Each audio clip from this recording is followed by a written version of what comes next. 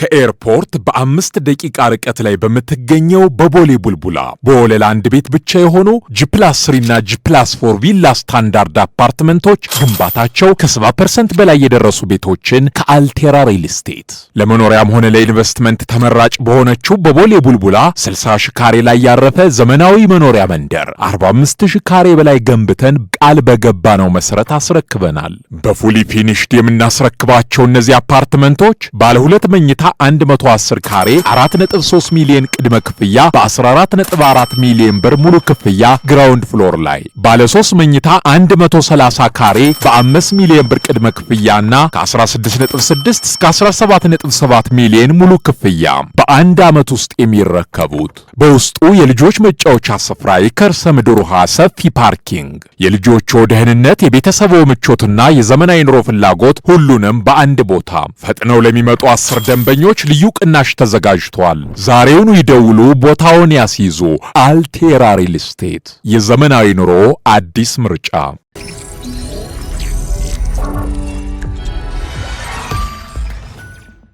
ይህ ከዓለምነህ እንስማ ፕሮግራማችን ነው። ከዓለምነህ እንስማ። ትራምፕና ኔትንያሁ ዘመቻ መርቴሎ። ዓለም ከመርቴሎ ምን ይተርፋል?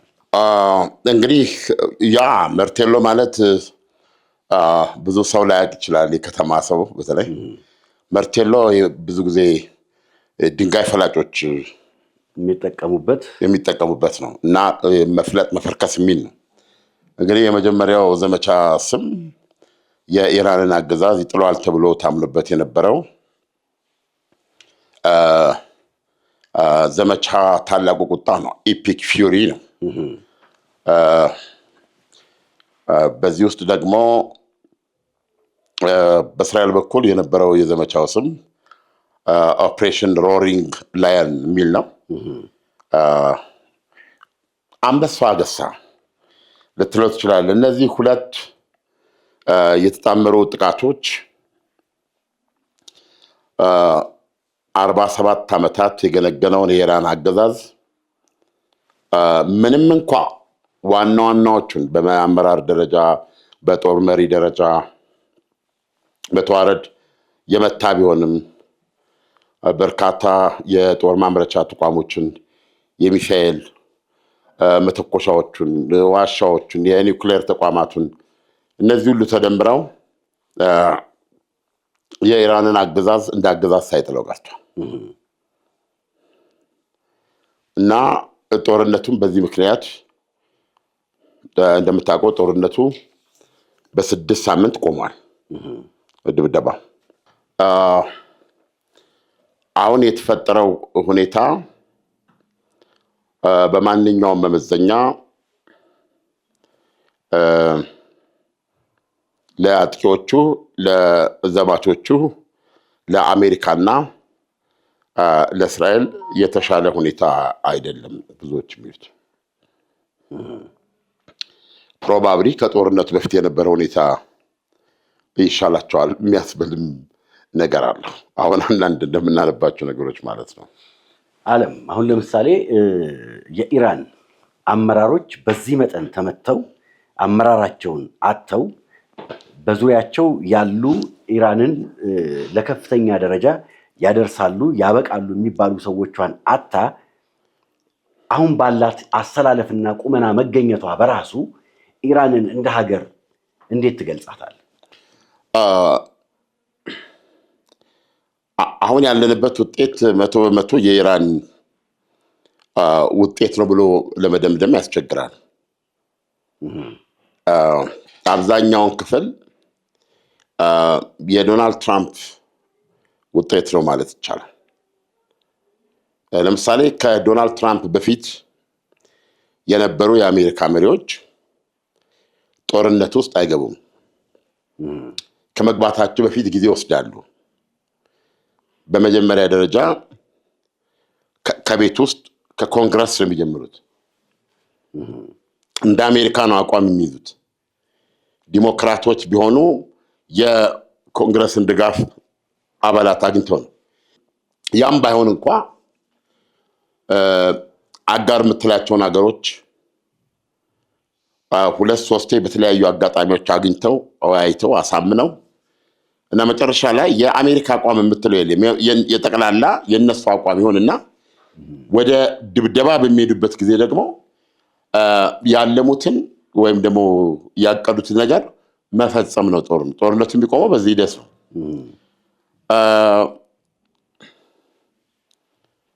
የዶናልድ ትራምፕ አካሄድ በአንድ በኩል የቀደሙት የአሜሪካ መሪዎችን አካሄድ አንዳንድ ጊዜም ዝም ብሎ የሚያልፉበት ጊዜ አለ። በተለያየ መንገድ በማዕቀብ በመሳሰሉት ነገሮች ጫና በማሳደር የሚተዉት ጉዳይ አለ። ዶናልድ ትራምፕ ወደ ስልጣን የመጡት እነዚህን የአሜሪካንን ተከታታይ መሪዎች ብልጫ አስወሰዳችሁብን፣ መጫወቻ አደረጋችሁን፣ መዘባበቻ አደረጋችሁን፣ እንደዚህ የአሜሪካንን ኃይል አታውቁም፣ ስለዚህ ዛሬ አሜሪካንን የሚፈራ የሚያከብር ሀገር የለም በዓለም እያሉ ነው የሚመጡት። ሁል ጊዜ አይተህ ከሆነ በተለይ ይሄ ማህበራዊ ሚዲያ ገጻቸው ስለሳቸው በደንብ እንድታነብ ያስችላል። በከፍተኛ አውትላንዲሽ በሆኑ ዛቻዎች የተሞላና ወዲያውኑ እንደ ሳሙና አረፋ ተኩረፍርፎ የሚጠፋ ነው። ንዴታቸው፣ ቁጣቸው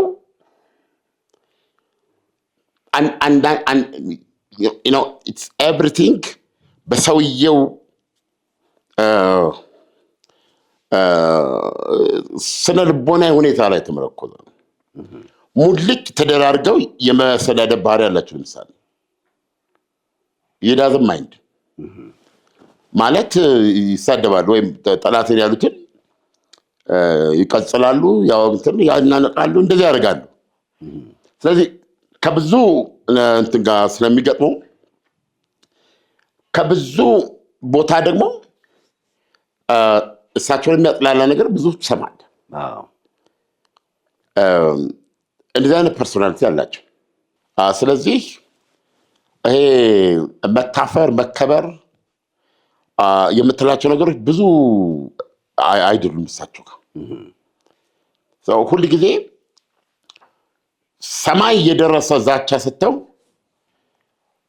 በዛው ሌሊት ያንን እንደዚህ ይፈለጣል፣ እንደዚህ ይቆረጣል፣ ሰማይ ይቀደዳል፣ ሲኦል ይከፈታል ብለው ከዛ ተመልሰው በተወሰነ ሰዓት ላይ ሁሉም ነገር ሰላም ነው የማለት ነገር አላቸው።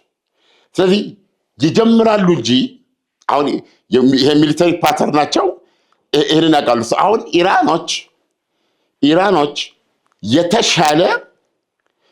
ኢራኖች የተሻለ ግንዛቤ አላቸው ብሎ ማሰብ ይቻላል። ትልቁ አሴት ለነሱ አሁን ጀስት ያውቃሉ ይሄን ፕሬዚደንት እና በዚህ ፕሬዚደንት ዙሪያ ያለውን ጫናም ያውቃሉ እና ፕሬዚደንቱ ለጫናዎች የሚሰጡትን ምላሽም ያውቃሉ። ስለዚህ አሁን ትልቅ እንትን የሆነ ይሄ ነው። ለምሳሌ ጦርነቱ እንትኑ ቆሟል። የቆመበት ምክንያት የተተነተነ አይደለም እና ኢቨን አገዛዝ ለመለወጥ ነው አይሉም። አገዛዙ ግን ኦልሬዲ ተለውጧል ይለዋል። የራሳቸውን ሁለተኛ ሰው እንዳማ የማይባል ነገር የለም።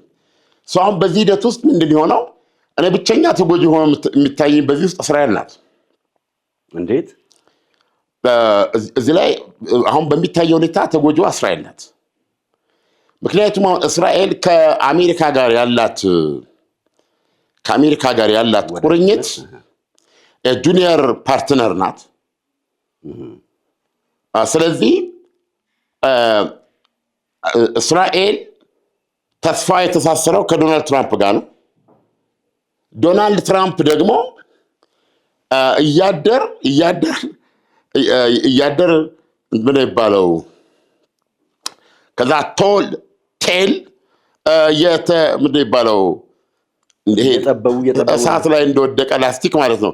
ሽሪንክ እያደረጉ ነው እየመጡ ያሉት እና የዶናልድ ትራምፕ መምጣት በመጀመሪያ ደረጃ እንደ እስራኤል ሆነ ስታየው ዶናልድ ትራምፕ የአሜሪካ ወዳጅ ናቸው። ቢያንስ እስራኤል የምትለው ይሄንን ነው። የዶናልድ ትራምፕን ያህል አሜሪካ ወዳጅ የላትም። አንዳንድ ጊዜ ከሙሴ ጋር የሚያነጻጽሯቸው አሉ። ዶናልድ ትራምፕ ነው ዶናልድ ትራምፕ ለእስራኤል ሂዝ ላይክ አናዘር ሞስስ የሚሏቸው አሉ። ኔታንያሁ ራሳቸው በአንድ ወቅት ሲጠየቁ ከዛ መለስ አድርገው ያው የፋርስ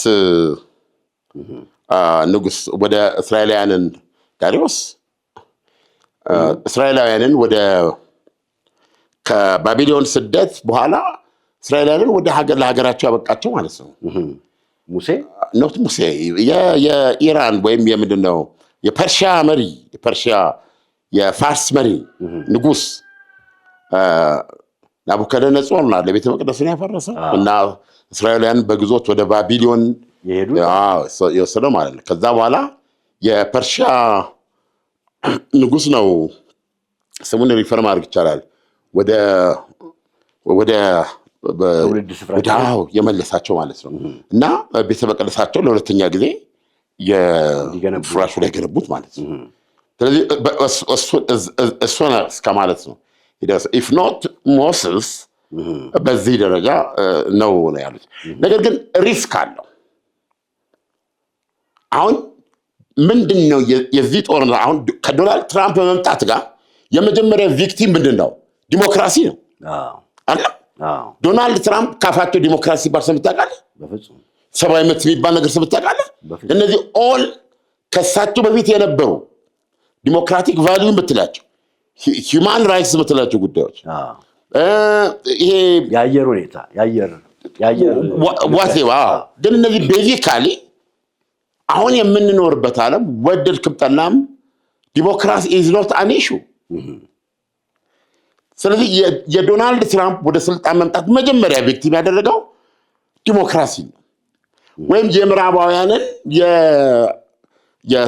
ምንድነው እንግዲህ አሜሪካና አውሮፓውያን ናቸው አይደል ምዕራባውያን የምንላቸው እና ምዕራባውያኑ ላይ የመጀመሪያውን ጥቃት ያሳረፈ ሰው ዶናልድ ትራምፕ ናቸው። ስለዚህ አሁን ዶናልድ ትራምፕ ዲሞክራሲን ከኋላ ሲያደርጉት ከፊት አብረደው ወደኋላ ሲያደርጉት ማለት ነው እስራኤል ቪክቲም መሆን ጀመረች ማለት ነው። የእስራኤል ቫልዩ ምንድን ነው? መካከለኛው ምስራቅ ውስጥ መካከለኛው ምስራቅ እኮ በነገስታት የሚመራ አገር እኮ አስበው ታውቃለህ?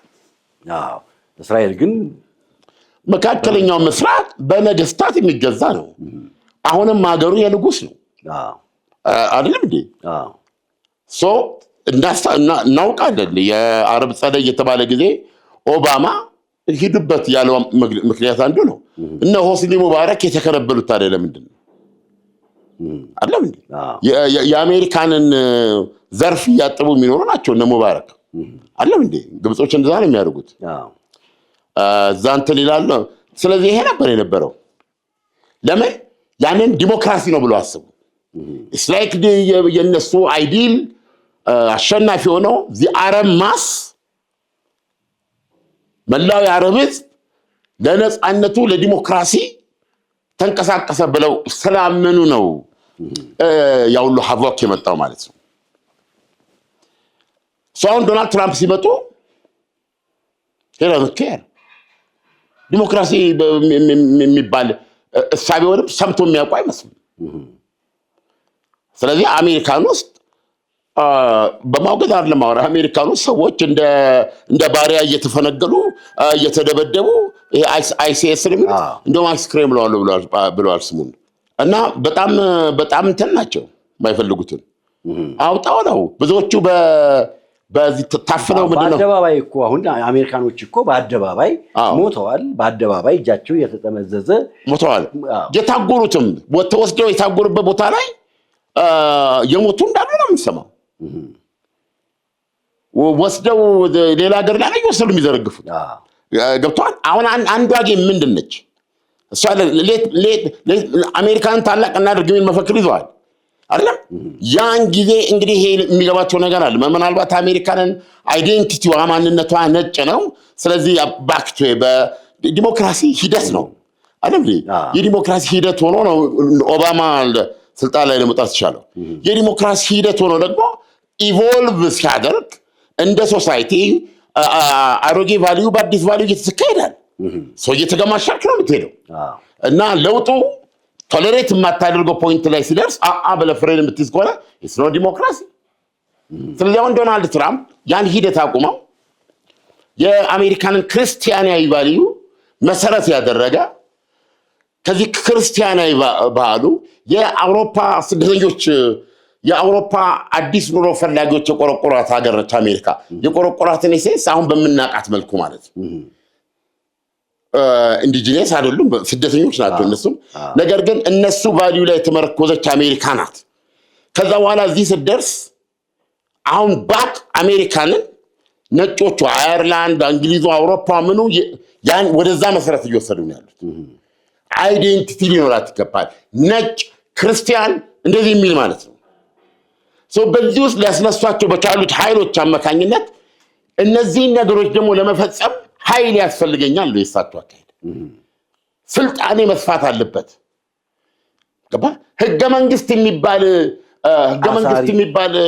ነው ይሄ የሚጠበል ልብስ ድሮ ትምህርት ቤት ነበር ነበር አይደል ሁሌ ይሰፋል እንዴ ስትል እየተቀደደ እንዴ ስንል አንዳንዴ የሚቀደዳል ምን ሲሆን ነው ልብሱ ሲጠብ እኮ ስማላ ይሰራ በልክ ቢጥሌ ነው ይሄ ህገ መንግስት የሚባለው ቢጥሌ ተሰፍተት ብሏቸዋል ብለው እንዳርጉ እንዲህ አይነት ነገር ነው ያደርጋሉ ዶናልድ ትራምፕ ማንም ሰው መረዳት ያለበት ዲሞክራሲ ላይ ዓለም አቀፋዊ ጦርነት ከፈቱ ሰው ናቸው እነዚህን ነገሮች ኦን ለማድረግ ማለት ነው ስለዚህ አሁን ዲሞክራሲያዊ ቫልዩ አጀንዳ መሆን ሲያቆም all of a sudden ማን ነው አሁን በዓለማችን ላይ አሁን የክራይስት ወደ ሱፐር ፓወር እየሆኑ የመጡት እነማን ነበሩ በዶናልድ ትራምፕ ቻይና እና አገዛዝ ነው የምለው በዶናልድ ትራምፕ ነው ቻይና ራሷን የቻለች ኮሚኒስት አገዛዝ ነች ራሽያ ራሷን የቻለች ኃይል ናት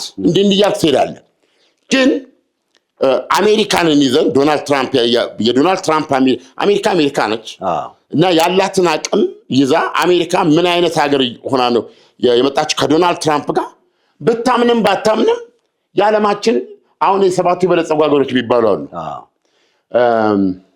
አሁን ስብሰባ አላቸው ሰኔ ውስጥ እነ እንግሊዝ እነ ፈረንሳይ እነ ካናዳ እነ ጣሊያን ጀርመን ጣሊያን አለ መሰለኝ ጣሊያን ጀርመን አሜሪካ ለሰባት ናቸው ጃፓን አለ ግን በደንብ አይተህ ከሆነ የሰላጡ ሀገሮች ነበሩ ኢሚነንስ ያገኙ የመጡት እነ ኳታር እነ ሳውዲ አረቢያ እነ ተባበሩት አረብ ኤሚሬትስ ቢያንስ እነዚህ ሶስቱ ትናያርጉት ለምን በዶናልድ ትራምፕ እይታው ዶናልድ ትራምፕ ቫልዩ የሚሰጡት ዲሞክራሲን ወደ ኋላ አድርገውታል የሚያደርጉት ንግድ ነው ገንዘብ ነው በቃ የነጋዴ ሜንታሊቲ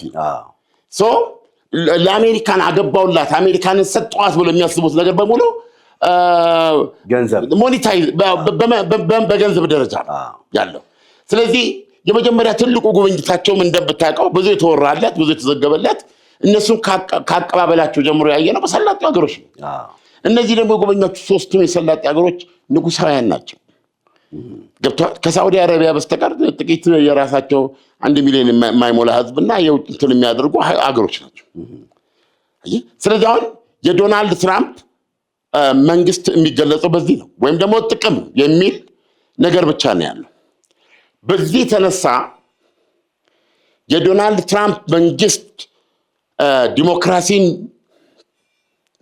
ከፕራዮሪቲ ያሳጣ ዲሞክራሲ ሰማዊነትን ገብቷል ወደ ኋላ መቀመጫ የወረወረ አገዛዝ ሲመጣ የእስራኤል ልዩ ቦታ ችግር ውስጥ ወደቀ ማለት ነው መካከለኛው ምስራቅ ውስጥ the only ዲሞክራሲ እስራኤል ናት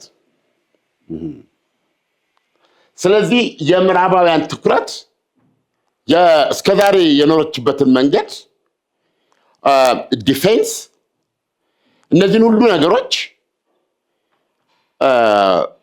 ትኩረትና ቀዳሚነት ታገኝ ነበር። አሁን ዶናልድ ትራምፕ ምንም እንኳ እስራኤልን ሙሴ ናቸው እስከሚባል ደረጃ ቢታዩ እንደ ፐርሰን ማለት ነው ቢታዩ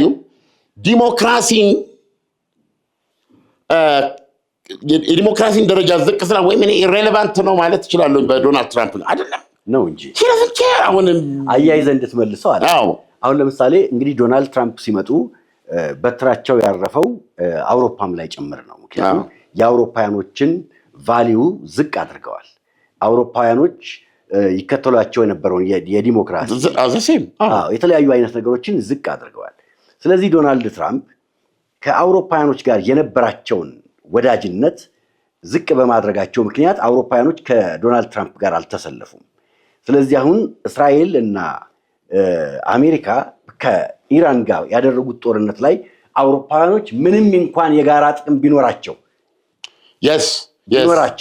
በዝምታ አሳልፈውታል ጦርነቱ። ከኤርፖርት በ5 ደቂቃ ርቀት ላይ በምትገኘው በቦሌ ቡልቡላ በወለል አንድ ቤት ብቻ የሆኑ G+3 እና G+4 ቪላ ስታንዳርድ አፓርትመንቶች ግንባታቸው ከ70% በላይ የደረሱ ቤቶችን ከአልቴራ ሪል ስቴት ለመኖሪያም ሆነ ለኢንቨስትመንት ተመራጭ በሆነችው በቦሌ ቡልቡላ 60,000 ካሬ ላይ ያረፈ ዘመናዊ መኖሪያ መንደር 45,000 ካሬ በላይ ገንብተን ቃል በገባነው መሰረት አስረክበናል።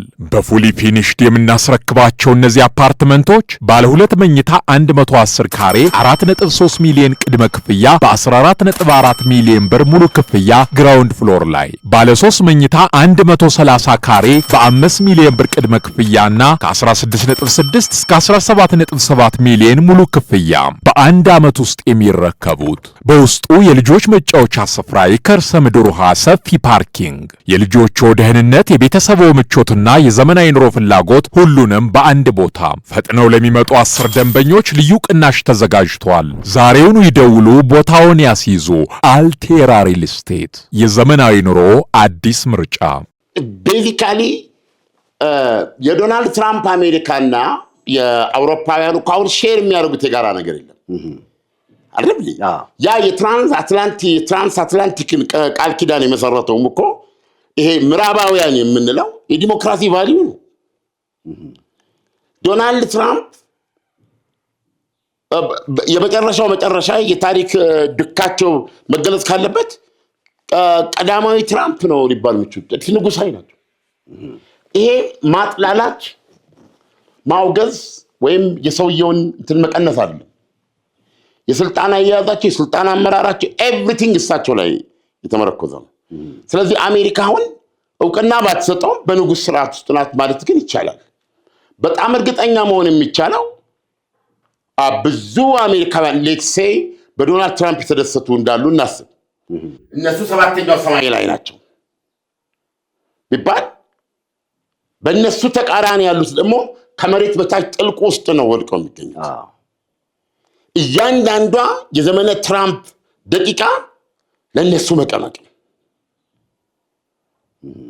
ገብቶሃል?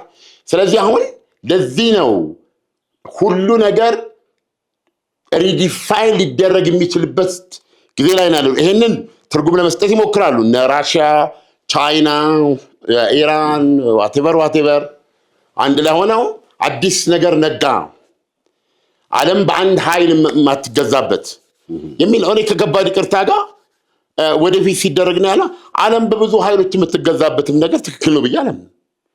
አባባል ገብቷል። እኔ ቀላል ማሳያ መስጠት ይቻላል። አሁን ባለፈው ቢቢሲ ላይ ሰፊ ትንተና ጽፎ ነበር ስለ አፍጋኒስታን። ቤዚካሊ አፍጋኒስታን ሰዎች እየሞቱ በረሃብ ወላጆች መንታ ልጆቹን ለሽያጭ ያቀረበ እንደዚህ ያቀረበ የቀን ስራ ለማግኘት የለም ስራው። ቤዚካሊ አንድ ሰራተኛ እና 2 ሰራተኛ ለሚቀጠርበት ቦታ ልነግርህ አልችልም ያለው ሰልፍ እና አፍጋኒስታን የሚዘገነን ረሃብ ላይ ናት ህዝቡ። የትኛውም የሰላጤው ሀገር አይሰጥም እርዳታ። ዓለም አይኑ መታወር የለበትም። አባባል ገብቷል። የተወሰኑ መሆን የሌለባቸውን ነገሮች አብረ በነፃነት ከምትነጋገረው አካል ጋር ይሄ መሆን የለበትም ይሄ እንዲህ ነው መሆን ያለበት ብለ በመነጋገር የተነሳ እንዲህ ብሎ የማይነጋገርን በመፈለግ ደግሞ አይነን ያያየ ጨለማ ውስጥ መግባት የለብም። ቻይና የአፍጋኒስታን ጎረቤት ነች። እየሰማን አይደለም? የቻይና አውሮፕላኖች እርዳታ ሲዘረግፉ you dream አባባል ገብቷል። እና everybody አሁን ብዙ ነገር ይላል። እኔ ምዕራባውያን ደጋፊ አይደለሁ። ገብቷል። ምዕራባውያን የፈለጉትን ለማድረግ በሚወስኑ በጊዜ የሚፈጥሩን በደል እናውቀዋለን። ደርሶብናል። ምን ይዘው የምንጨብጠው ጠፍቶናል። we know እነሱም እንዳገዛዝ በየጊዜው የሚመጡ እንትኖቻቸው የራሱ ህይወት እንደዚህ ነው። በቃ ታግለ አንዳንዴ ተሸንፈ አንዳንዴ ትጠፋለህ። በቃ እንዲህ አይነት ነው የዓለም ሪያሊቲ። እንዴት ነው የምነግርህ? ልዕለ ኃያል መሆን ማለት እንደ አሜሪካና እንደ አውሮፓውያን መሆን ከሆነ ነው የምነግርህ። ቻይና በዛ ነው መመዘን ያለባት። ገብቶሃል? አንተ ስለበላ አንተ ስለፋፋ አንተ ስለገዘፍክ አሜን እልል የሚል ከሆነ ያለም ይስጣው ነው የምትለው። አሁንም ቻይና የሌለ ሁሉ አያላን ሁሉ ኃያል ያድርግልን ነው። እኔ ቻይናን በጣም አድናቂ ነኝ። ቻይና ወፈሰማያት ህዝቧን አጥግባ የምታደርስ ስራ ላይ ከተተች የተለያየ አገር ነች። ግን when it comes to እንደዚህ አይነት ደግሞ ወደ እንደዚህ አይነት ጉዳዮች ስትመጣ ደግሞ ነው እና I prefer the West። ገብቷል። ኖት መንግስቱን በምዕራባውያን ጋር ሰው ዜጋው መንግስቱን ቢቢል ዜጋው ቃውጥቶ ልብሱን ሸጦ ምኑን አድርጎ ሄዶ ይረዳል ያበላል ይመልከተኛል ይላል።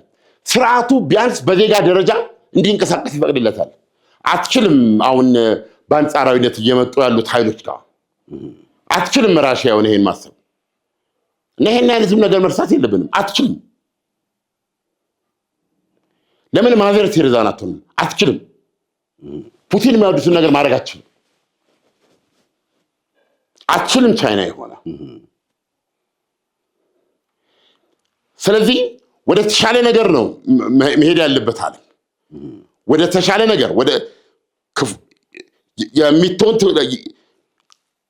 ከነበረው ውስጥ ያኔ የተሻለውን ነገር እንዲጠፋ ማድረግ የለብንም። የዶናልድ ትራምፕ የመጀመሪያ እርምጃ እኮ ዩኤስኤድን ማጥፋት ነው። ይሄ ነው ዶናልድ ትራምፕ ማለት እንደዚህ ናቸው። ዩኤስኤድን ደግሞ የነ ኦባማ ፓርቲ እንትን የሚባሉት የምንድነው የሚባለው ይሄ የኤልጂቢቲኪው ዘደሜ ያሉ የሚቀጥሉበት ቡትቶ የሱ ማስፈጸሚያ ነው ያደረጉት። ገብቷል። ልክ የሰይጣንን ምሳሌ ነው ቤዚካሊ እየተከተሉ የነበሩት። ይሄን ዳቦ ለማግኘት እንዲሁንልኝ ወንድ ነኝ አትበል፣ ሴት ነኝ አትበይ፣ እንዲህ ነኝ አትበሉ። ኦፕን ኤንድድ ለፕሬዚዳንት ዶናልድ ትራምፕ ማሸነፍም አንዱ ምክንያት ይሄ ነው። መሸነፋቸው it's terrible then እንዴት ነው የምትሄዱት? ኦፕን ኤንድድ በቃ እንደዚህ አይነት ነገር አምጥተው ኦኬ እንዳመን ይሄን ሊከተሉ ይችላሉ።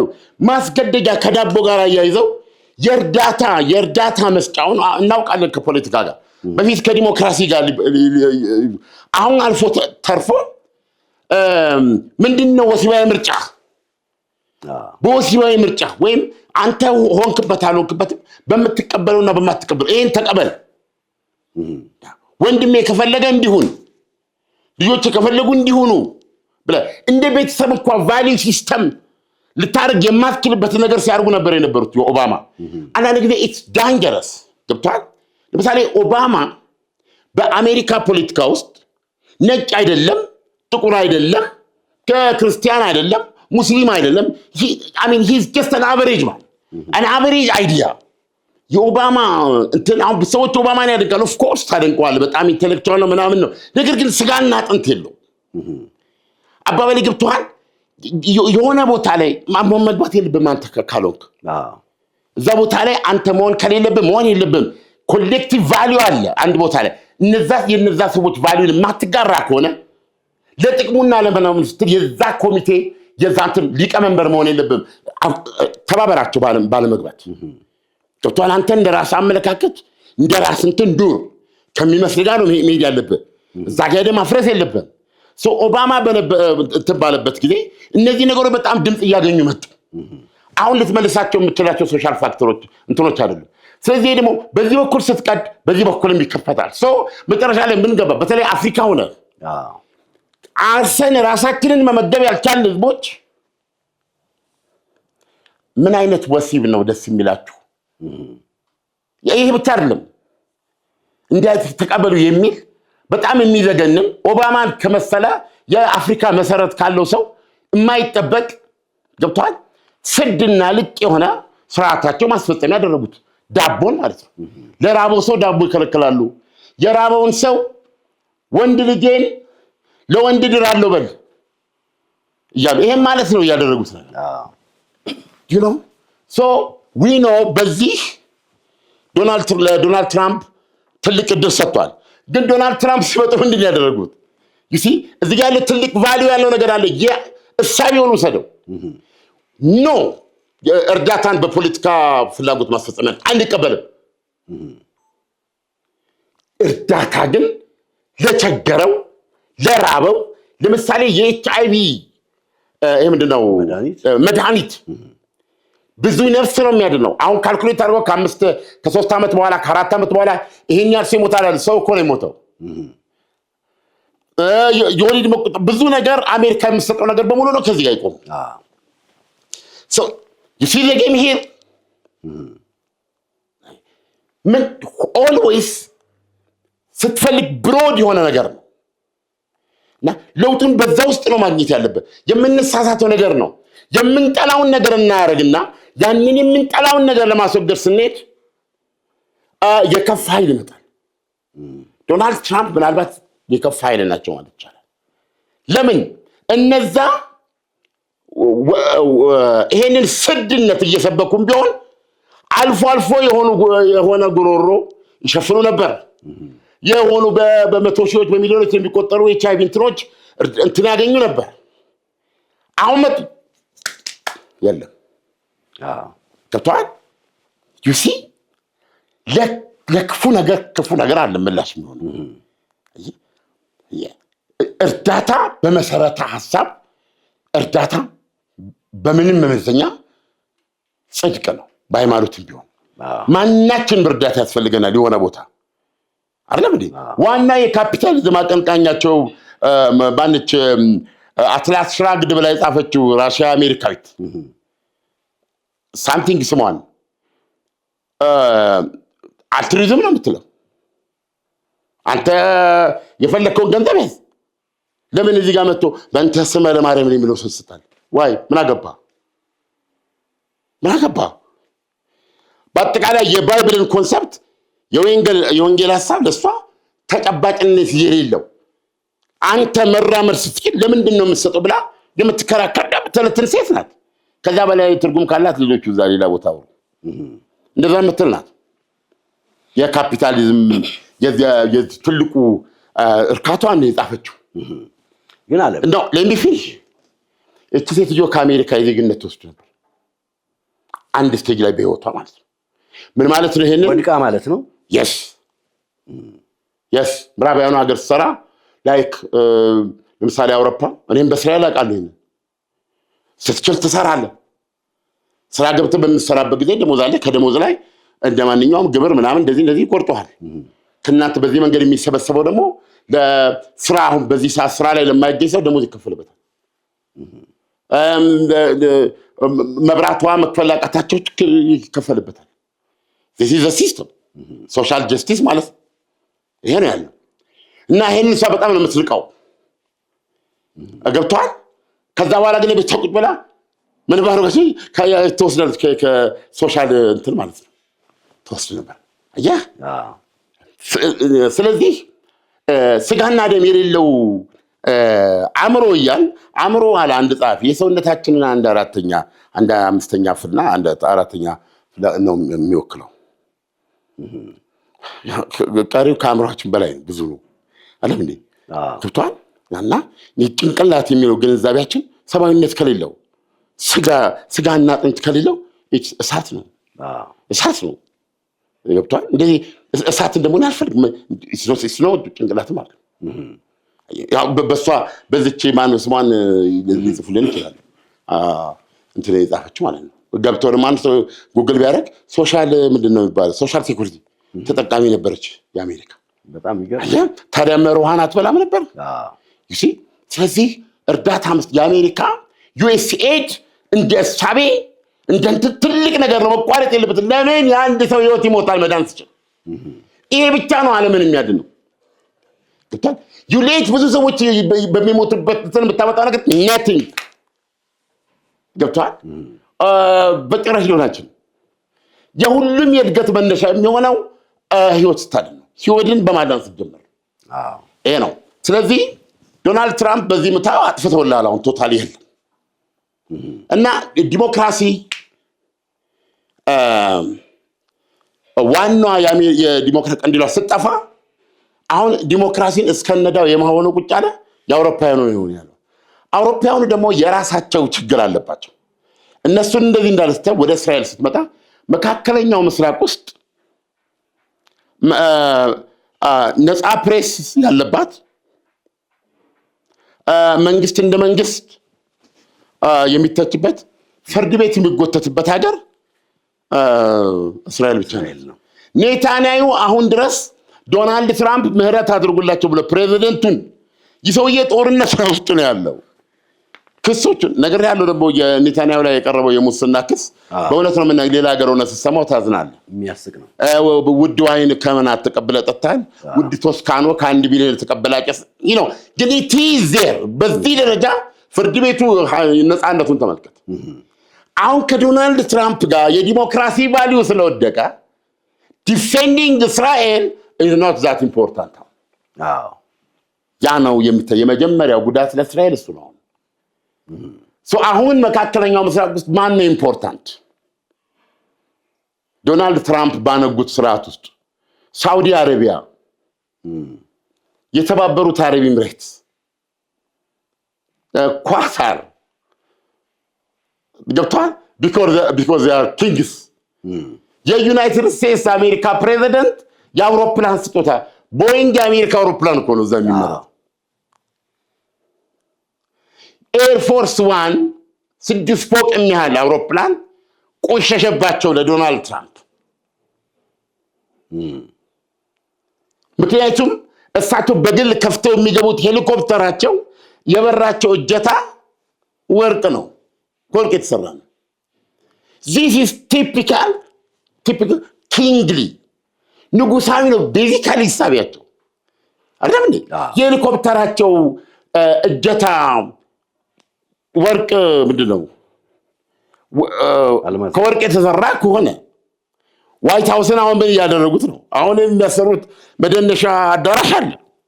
በአብዛኛው እንትን የምታየው ከወርቅ ምናምን ከአንድ የተወሰነ አልማዝ ሁሉ ይኖረዋል አይደል?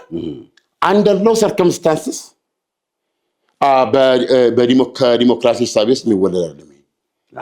ገብቷል። ፕሮባብሊ አሜሪካ ዶናልድ ትራምፕ በዚህ ሁኔታ ጠንክረው ነገሮች ከሄዱ አሜሪካ ወደ ንጉሳዊ አስተዳደር እየሄደች ማለት ነው የሚቻለው። ገብቷል። ስለዚህ እዚህ ጋር የሄሊኮፕተር እጀታ ወርቅ ከሆነ መጸዳጃ ቤትህ ወይም ምንድን ይባለው በተሻለ አገላለጽ ሬስትሩም ወርቅ ስሪት ነው አይደለም እንዴ? በዚህ ኮንሰፕት ዲሞክራሲ ደግሞ ህዝብ ለህዝብ የሚል አይደለም እንዴ? ስለዚህ አይሄድም። ይሄን ሪያሊቲ መቀበል አለብን። ከዚህ ሪያሊቲ የተነሳ በአሁኑ ሰዓት ከፍተኛ ዋጋ ያላቸው እነዚህ መካከለኛው ምስራቅ ሀገሮች ናቸው ያላቸው። ስለዚህም ነው ዶናልድ ትራምፕ አሁን ኢራንን በተመለከተ እሳቸው ያላቸው ፖሊሲ ምንድነው? ኒውክሌር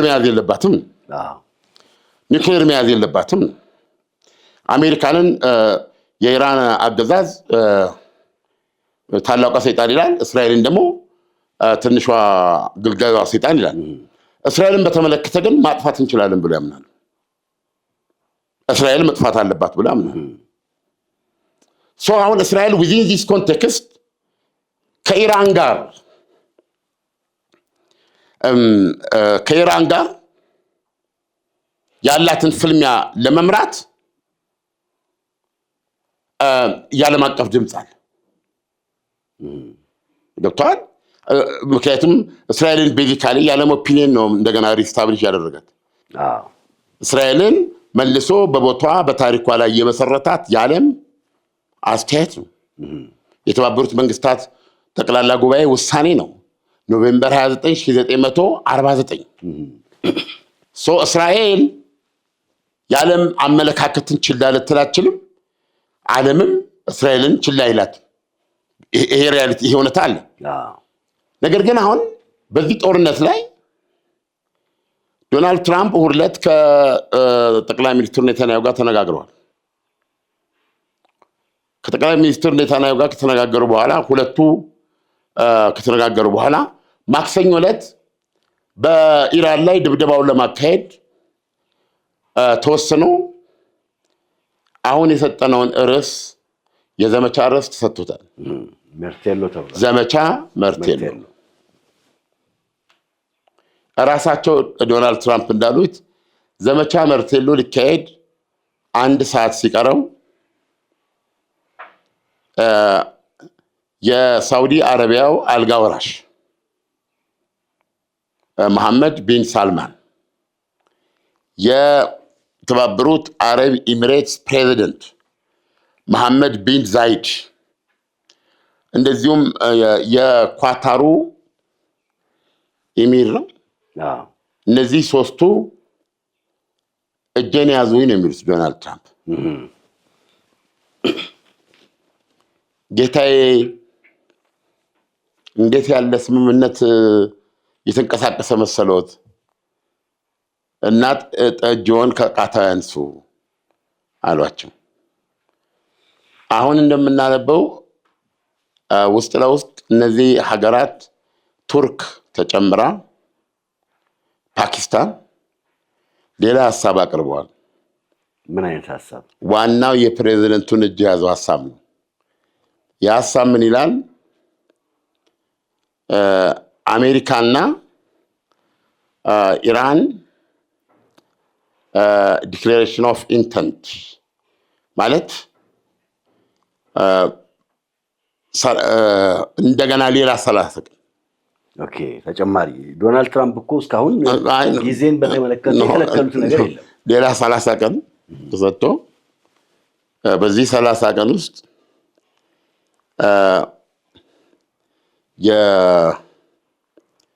ምንድነው የሆርሙዝ ሰርጥ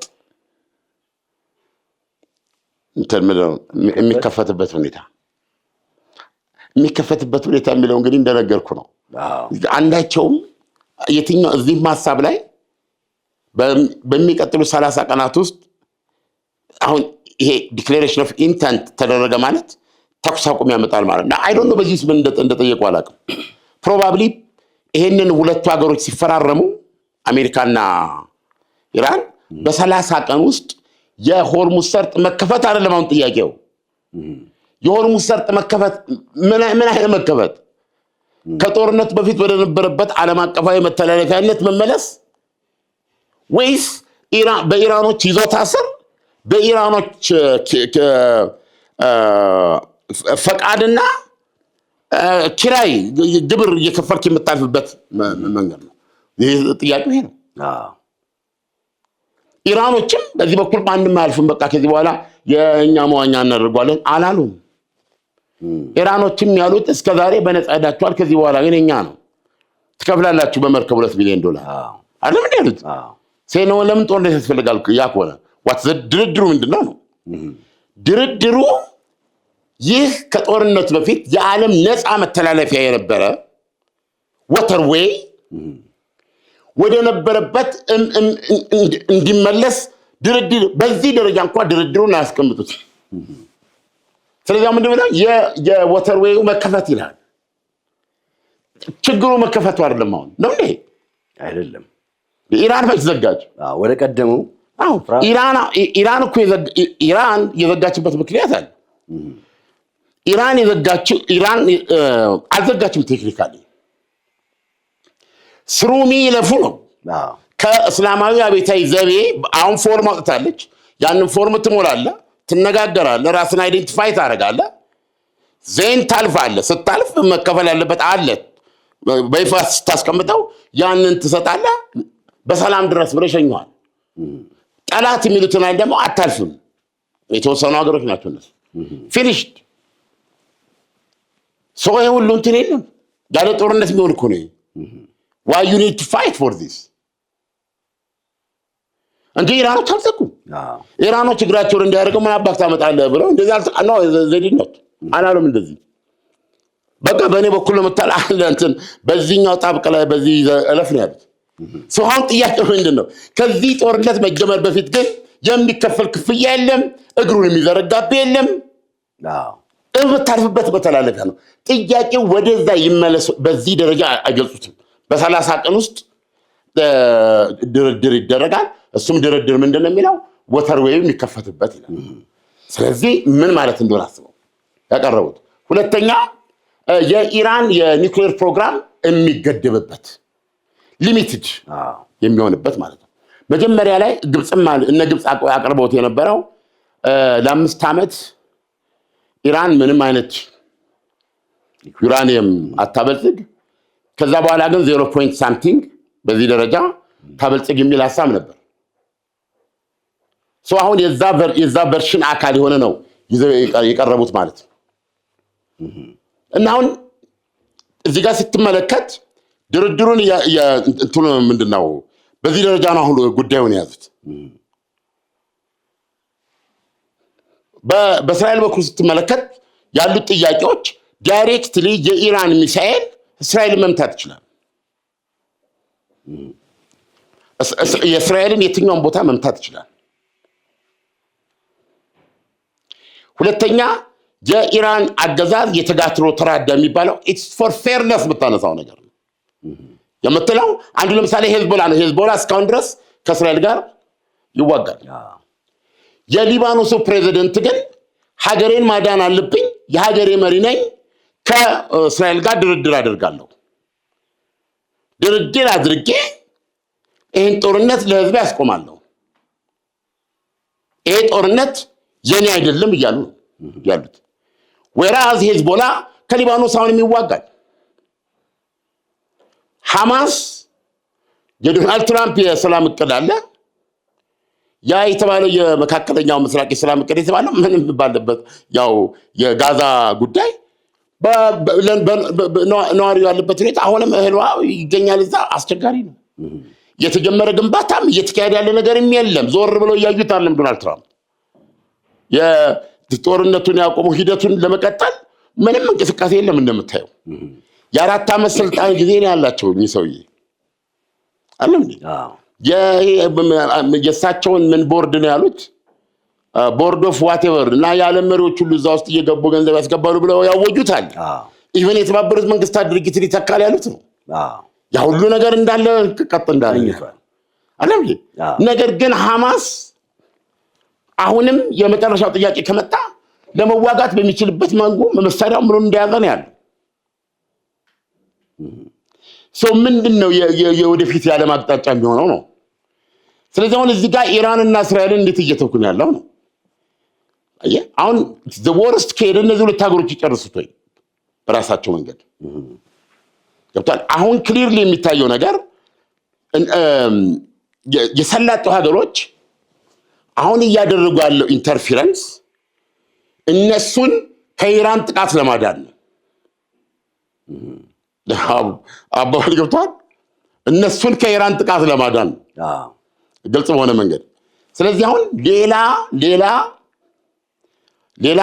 ሌላ አይነት ምንድነው የሚባለው ሁኔታ እየተፈጠረ ነው ያለው ገብቷል። እና ችግሩን ከመፍታት አኳያ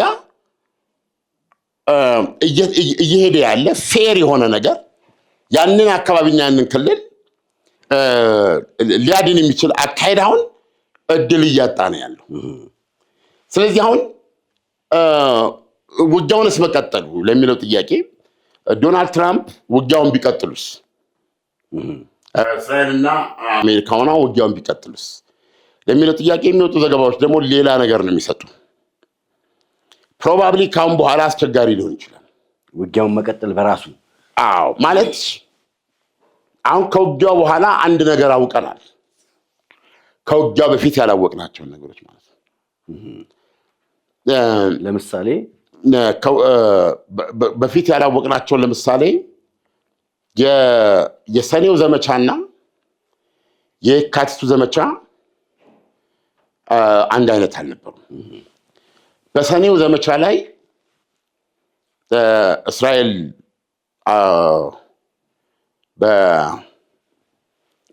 በእስራኤል ጥቃት የተከፈተ ለ12 ቀን የቆየ በኋላ ላይ ዶናልድ ትራምፕ ጆይን ያደረጉት በዛን ጊዜ ኢራን እንደ ኢራን ነው የተዋጋቸው። አይ ቲንክ ከዛ በኋላ መጥቷል ብዬ ማንም ማመን ያለበት አሁን ራሽያና ቻይና በሚገባ ኢንቮልቭድ ናቸው። በዚህ ጦርነት ላይ ያየነው አስገራሚ ነገርም ልንገምተው ከምንችለው በላይ ኢራን በእነዚህ በሰላጤ ሀገሮች ውስጥ የሚገኙ የአሜሪካ ጦር ሰፈሮች፣ የአሜሪካ ወታደራዊ እሴቶች ኤኒቲንግ የራዳር ጣቢያ፣ የባህር ኃይል ጦር ሰፈር ምናምን የሚባሉ ጦር ሰፈሮችን የአየር ኃይል ጦር ሰፈር የምትላቸውን እንትኖች በጣም ነው የደበደበችው። እንደዚህ መጀመሪያ ላይ የምታስባቸው አይደለም። በፍጹም የሚታሰብ አይደለም። ብዙዎቹ የኢራን ሚሳኤሎች ያው በአየር ላይ ይጋያሉ ብለን የምታስበው ሰው አልቦቿም ያው እንትን የሚደረጉ አይደሉም የተባለው እና ብዙ የምናነባቸው ዘገባዎች የሚሉት ቢሰላ አሁን ይህንን የነበረ ጦር ሰፈራ መልሳ እንደነበር ለማድረግ ብትሄድ 100 ቢሊዮኖች እንኳ ባይሆን አያሌ ቢሊዮን ዶላሮች ያስወጣታል አሜሪካን። እሱም ብቻ አይደለም ያለው ደጋግመን ተናግረናል። የተባበሩት አረብ ኤሚሬትስ ምንም ሌላ ቦታ ትሄድ የኒውክሌር ማብላያውን እሷ ያለችው ከኒውክሌር ማብላያው ቅጥር ውጭ ያለኝን ጄኔሬተር ነው መጥታ ያለችው 3 ሰው አልባ ተኩሳ። ያ ማለት አቡዳቢ ነው ያለው፣ በአቡዳቢ ግዛት ውስጥ ነው። ስለዚህ የዓለም አቶሚክ ኤነርጂ ኃላፊ በከፍተኛ ደረጃ ያወገዙትና ስጋታቸውን የገለጹበት ነው። ስለዚህ አሁን ወደ ጦርነት ቢገባ እና ኢራን ጥቃት በምትሰጠው ምላሽ እንደሚደርስባት ማለት ነው። በምትሰጠው ምላሽ ይሄንንም ነገር መምታትና ያችን ካፌ ወደቀ ጥሬ የምታከል እንትን የራዲዮ አክቲቭ በረሃ ማድረግንም ሊያጠቃልል ይችላል። ሳውዲ አረቢያን ብዙ ቁስሎች አሏት ያልተናገረቻቸው፣ በገንዘብ ተምና አልነገረችም። ኳታርም እንደዚህ ያቺ አንድ የነገረችን የ26 ቢሊዮን ብር 5 ዓመት የሚፈጅ ጉዳት አለ። እንትና ብዙ ድብደባ የተቀበለች አገነች ባህሬን፣ ብዙ ሰውም የሞተባት ነች እሷ። አሁን ምንድነው ሁሉም እርግጠኛ የሆኑት እስራኤል ላይም በፊት ስተኩስ የነበረው መተኮስ ትችላለች። የሰላጡ ሀገሮችም ላይ እስካሁን ስታደርስ የነበረው ነገር ማድረስ ትችላለች። ይሄ ብቻ አይደለም። ውጭ ጉዳይ ሚኒስትር አባስ አርጋቸው የጻፉት ነው። ሁለተኛው ጦርነት ከመጣ ሌት ሚ ቴል ዩ ዋን ቲንግ አለ። ተምረናል እኮ በጦርነቱ። አሁን መጀመሪያውን ዙር ሲካሄድ ግምገማ አድርገናል። ድክመት ጥንካሬያችንም ማለት እንደ መጀመሪያው እኮ አያስፈራም። ሁለተኛው አባሪ ግብታ። ስለዚህ አሁን የተሻለ ዝግጅት አለን እያሉ ነው። አየ ሌላ አሁን ሊገባ ስል CNN ላይ ያነበብኩት ምን ይላል? በራሽያና በቻይና እርዳታ የተነሳ ቻይና ከፌብሩዋሪ 28 ጀምሮ ይላል ጦርነት የጀመረው ፌብሩዋሪ 28 ነው። የካቲት 21 ዓለም ሁሉ ጦርነቱ ላይ ሲል እሷ በሙሉ ይሄ ኮምፖነንትስ የሰው አልባው የሚሳኤሉን መስሪያ ኮምፖነንቶች በመርከብ ታራግፍ ነበር ወደ ኢራን እና ኢራን ጀምራለች። እንትኗ መስራት ጀምሯ ሚሳኤሎቿን ሰው አልባዎቿን እያመረተች ነው። እና ይህም የስለላ ኮሚኒቲው ከገመተው ውጭ የሆነ ነገር ነው የደረስበት እና ግምቱ ከጥቅም ውጭ የሆነበት ምክንያት ከኋላ እነ ራሽያና ማነው ቻይናን ታሳቢ ስላደረገ ነበር ነው። ስለዚህ አሁን ፎርሚዴብል የሆነ ኃይል ያላት ማነች ኢራን ይሄን ለመቀጠል ኦኬ። ስለዚህ አሁን ኢራን የራሷን ዝግጅት አድርጋለች ማለት ነው። በዚህ በኩል ደግሞ እንግዲህ ዶናልድ ትራምፕ ወርለት በነገራችን ላይ የድብደባው መቆም በዛን ጊዜ መቆም የእስራኤል ውሳኔ አልነበረም፣ የዶናልድ ትራምፕ ውሳኔ ነው። ያሁኑ ማለት ነው የመጀመሪያው። ይሄ ድብደባው እየተካሄደ አልነበረም። ድብደባው በ6 ሳምንት ከሚቆም ድብደባው 12 ሳምንት ሊቀጥል ይችላል፣ 10 ሳምንትም ሊቀጥል ይችላል። አንድ ነገር ስትጀምር የሆነ ዓላማ አለው እና ስድስተኛው ላይ ያቆሙት ዶናልድ ትራምፕ ናቸው። አሁን ዶናልድ ትራምፕ ትናንት መግለጫ ሰጡ ነው ያሉት እና ማክሰኞ ዕለት እንደገና ከጠቅላይ ሚኒስትር ቤንያሚን ኔታንያሁ ጋር 1 ሰዓት የፈጀ ስልክ ውይይት አድርገው ነበር። አንዱ ከፍተኛ ባለስልጣኖችን ጠቅሰው አክሲዮስ ነው የጻፈው። አክሲዮስ ማለት የአሜሪካ የድረገጽ ዜና ምንጭ ነው። ውሎና ዳሩ ከባለስልጣኖች ጋር የሚተኛ ነው። ሰበር በማግኘት እሱን የሚያክል የለም። ጠቅላይ ሚኒስትር ኔታንያሁ ጸጉራቸው ላይ እሳት የነደደ ያህል ነው የነበራቸው ስሜት በስልክ ውይይቱ ወቅት። የሀሳብ ልዩነት አለ ማለት ነው። እንደዚህ ሁለት መሪዎች ናቸው። የኛ የአሜሪካ መሪ ናቸው፣ የእስራኤል መሪ ናቸው። አሁን ሁሉ ነገር የሚካሄደው እንግዲህ በቅንጅት ነው። ስለዚህ የአሜሪካ የእስራኤል የህልውና ኢንተረስት አለ፣ የዶናልድ ትራምፕ ኢንተረስት አለ እና አንዱ የዚህ ምክንያት ዶናልድ ትራምፕ ይህንን ዘመቻ ስሌጃመርን ዘመቻ መርቴሎን ማራዘማቸው ነው። ዋይ የሚል ማለት ነው። ገብተዋል። እንደ እስራኤል ከሆነ ትልቅ ታሪካዊ አጋጣሚ፣ ትልቅ ታሪካዊ ስህተት እየሆነ ነው። ጦርነቱ መጀመሩ የጦርነቱ መጀመር ትልቅ ታሪካዊ አጋጣሚ ነበር። ይህ ጦርነት መሀል ላይ ከደረሰ በኋላ አሁን ያለበት ሁኔታ ደግሞ ወደ ታላቅ ታሪካዊ ስህተት ሊሄድ የሚችል ነው። ትልቁ የነበረው ታሪካዊ እድል አገዛዙን እንዳገዛዝ መደምሰስ ነበር፣ ማፍረስ ነበር። አንድ ጥያቄ ነው ችልጨሳት ማፍረስ ነበር። አይ ቲንክ ያ ነገር አሁን ከእጅ እየወጣ ነው እና አዲስ ሌላ ሪያሊቲ ራሱን እየከሰተ ነው ያለው እና ያ ሪያሊቲ ደግሞ እንትን የሚለው እና አንዱ እንግዲህ በዚህ ሁለቱ በጣም እንደ ተጫዋጫሁ ነው እና ዶናልድ ትራምፕ ስለዛ የስልክ ውይይት ሲናገሩ ጥሩ ሰው ነው ትራምፕ ማን ነው ኔታንያሁ ጥሩ ሰው ነው ያልኩትን ነው የሚያደርገው። ኔታንያሁ ጥሩ ሰው ነው ያልኩትን ነው የሚያደርገው፣ ሁሉ እኔ ያልኩትን ያደርጋል። ስለዚህ አሁን በኢየሩሳሌምና በዋሽንግተን መካከል በዚህ በጦርነት አያያዝ ላይ ፍጹም አንድነት አለ ማለት አያስደፍርም እና ዶናልድ ትራምፕ ትናንት ያሏቸውን አንዳንድ ነገር ጠቅሰን እናብቃ። እንግዲህ ብዙ ነገር ነው የሚሉት።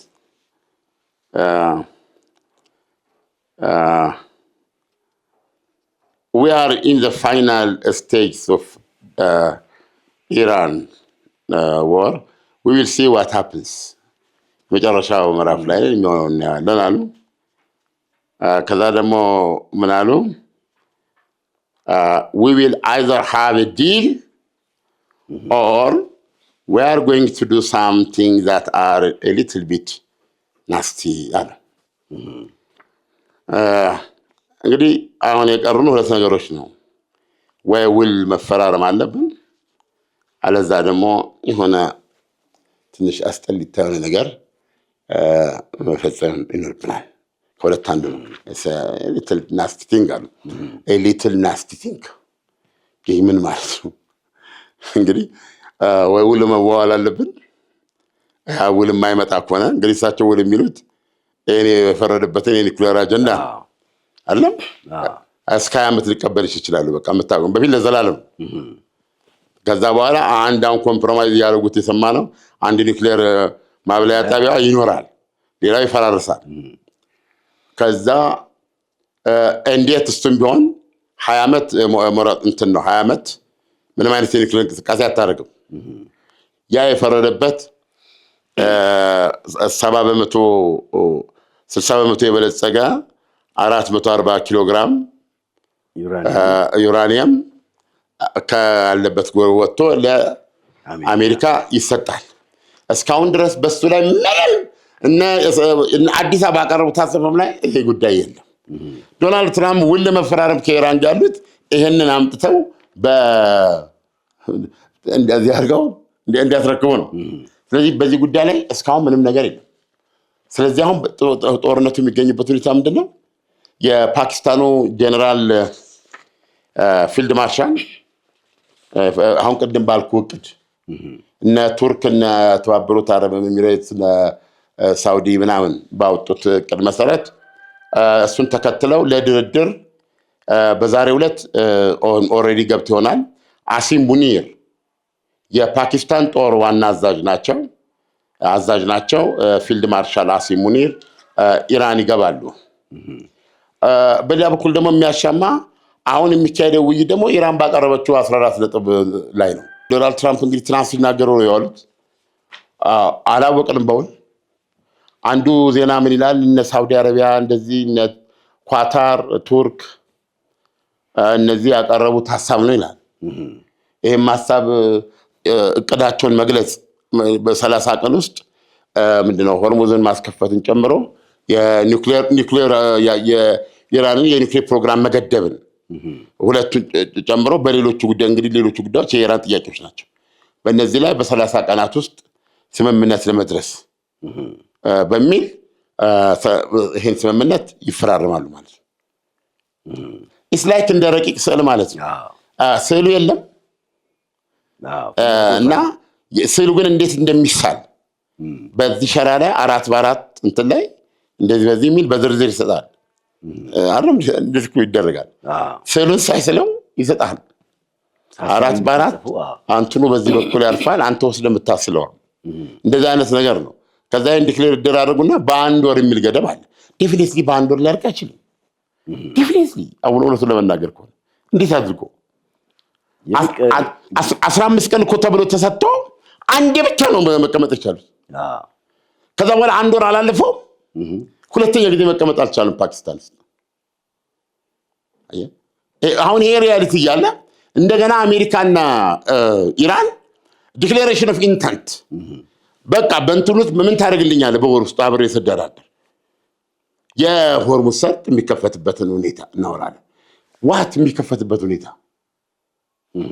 የሆርሙዝ ሰርጥ ወደ ነበረበት የሚመለስበት ሁኔታ አይልም።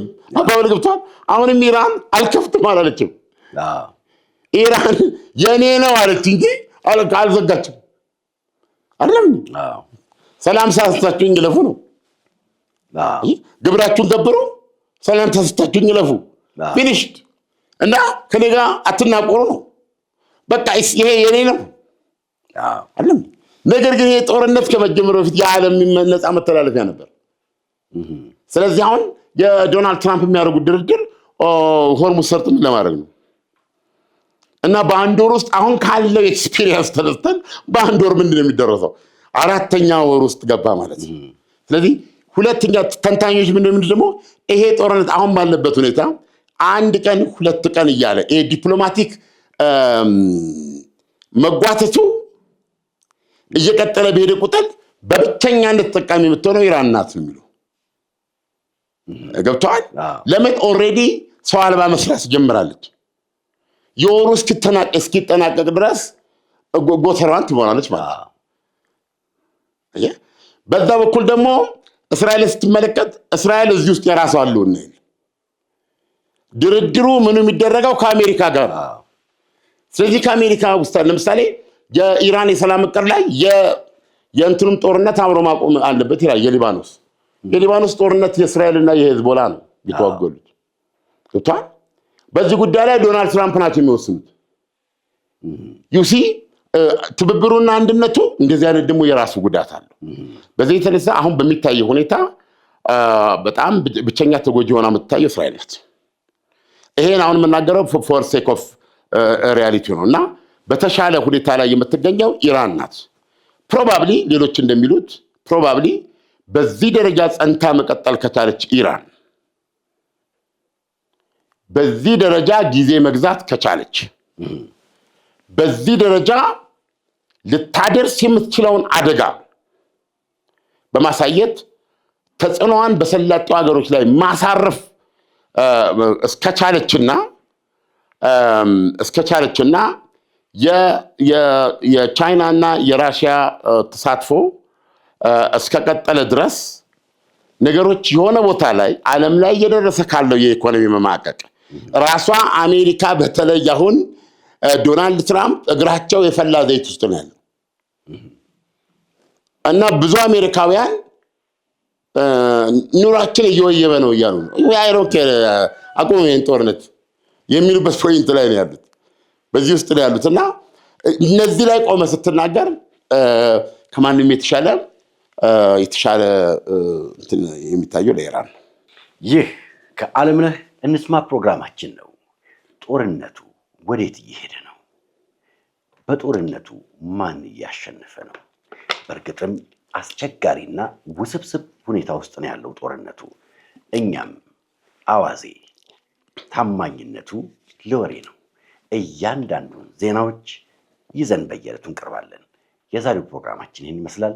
በሚቀጥለው ፕሮግራም እስከምንገናኝ መልካም ጊዜ። በነገራችን ላይ እናንተም አድማጭ ተመልካቾቻችን ታማኝነታችሁን ገልጻችኋል። 500,000 መግባት ፈልገናል ብለናል። 500,000 በማስገባት ታማኝ ሆናችኋል።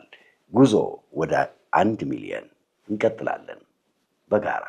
መልካም ጊዜ። ከኤርፖርት በ5 ደቂቃ ርቀት ላይ በምትገኘው በቦሌ ቡልቡላ በወለል አንድ ቤት ብቻ የሆኑ ጂ+3 እና ጂ+4 ቪላ ስታንዳርድ አፓርትመንቶች ግንባታቸው ከ70% በላይ የደረሱ ቤቶችን ከአልቴራ ሪል ስቴት ለመኖሪያም ሆነ ለኢንቨስትመንት ተመራጭ በሆነችው በቦሌ ቡልቡላ 60,000 ካሬ ላይ ያረፈ ዘመናዊ መኖሪያ መንደር 45,000 ካሬ በላይ ገንብተን ቃል በገባነው መሰረት አስረክበናል።